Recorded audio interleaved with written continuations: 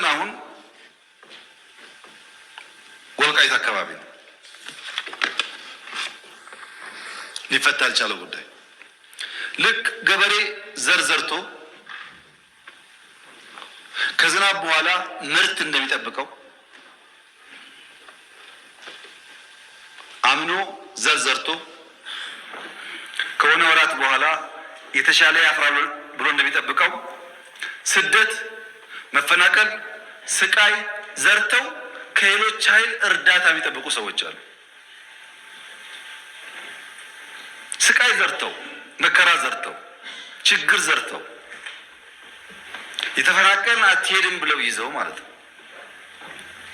ተፈናቃይ ያልተመለሰበት አካባቢ ሰው እንዳይመለስ ለፈለገ ሳይሆን ሰዎቹ መመለስ ስለማይፈልጉ ሳይሆን ተፈናቃይን መያዣ ያደረገ ፖለቲካ ኢትዮጵያ ውስጥ በመኖሩ ነው። ልክ መንገድ ላይ ስትሄዱ የኔ ቢጤዎች ልጆቻቸውን መለመኛ እንደሚያደርጉት ልጆቻቸውን ታቅፈው ይለምኗቸዋል። ብር ስጧቸው፣ ልጃቸውን ተቀበል ተቀበይ ይላሉ። ከተቀበሉና ከሄዱ በኋላ ወዲያው ይቀበሏቸዋል። ታውቃላችሁ፣ የእነሱ ስራ ከሰጪው ተቀብሎ ማቀበል ብቻ ነው። ያ ገንዘብ ምን ላይ እንደሚውል አይወስኑም። የኔ ቢጤዎች ልጆቻቸውን መለመኛ እንደሚያደርጉት አንዳንድ ፓርቲዎች ተፈናቃይን የራስ ህልውና ማቆያ ያደርጓቸዋል። ይህን ለማሻሻል ብዙ ሙከራ ተደርጓል። ብዙ ስራ ተሰርቷል።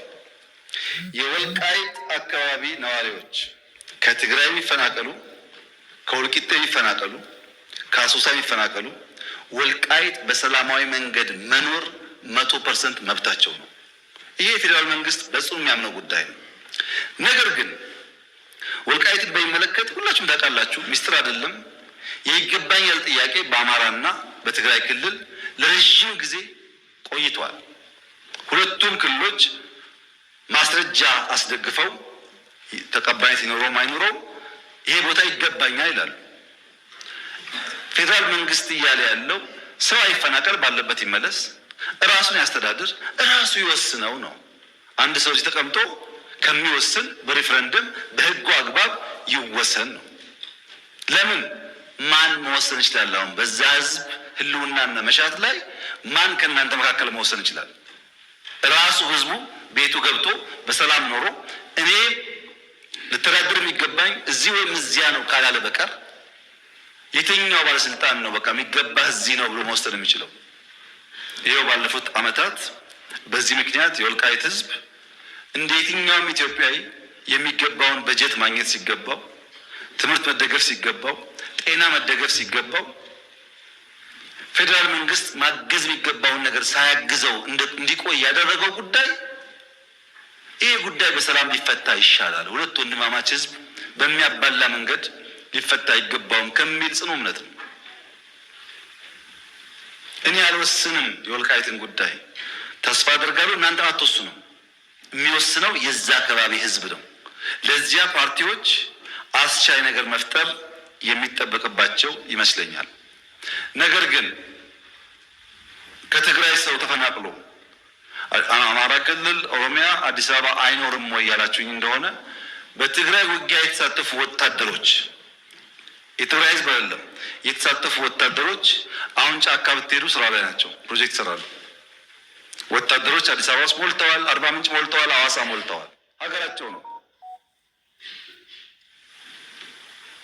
በሌላውም አካባቢ ይሄ የአጭር ጊዜ ድልን ታሳቢ ያደረገ በዘላቂነት ህዝብ የሚጎዳ ነገር ማድረግ ተገቢ አይመስለኝም።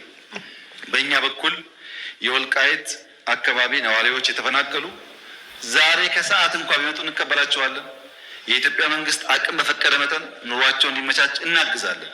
ጸለምት እንደሆነው፣ ራያ እንደሆነው፣ አዲስ አበባ እንደሆነው፣ ኢሉባቦር እንደሆነው እናደርጋለን። ሌላው ጉዳይ ግን በህዝበ ውሳኔ ሊፈታ ይገባዋል። ይሄ ዲሞክራሲያዊ አካሄድ ብቻ ሳይሆን ህገ መንግስታዊ ነው። ህገ መንግስቱ ባለበት ሁኔታ ውስጥ ያንን ጥሶ መወሰን ለአንዳንዶቻችን የሚቻለን አይመስለኝም።